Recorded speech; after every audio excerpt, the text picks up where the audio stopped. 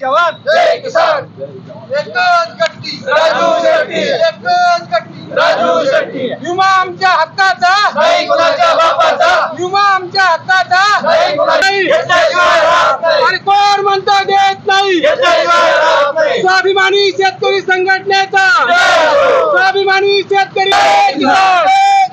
जय किसान. संपूर्ण कर्जमाफी झालीच पाहिजे.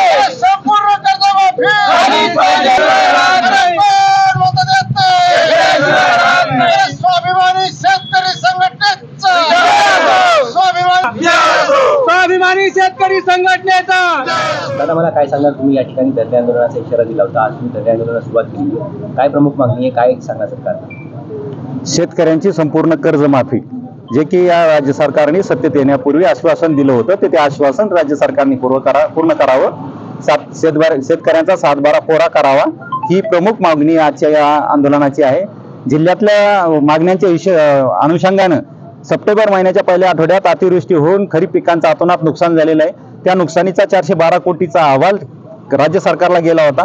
ते 412 कोटी रुपये येऊन 2 महिने झालेत, तरीही या नाकर्त्या प्रशासनाच्या ढिसाळ कारभारामुळं शेतकऱ्यांना अद्यापपर्यंत ते अनुदानाचे पैसे मिळालेले नाहीत.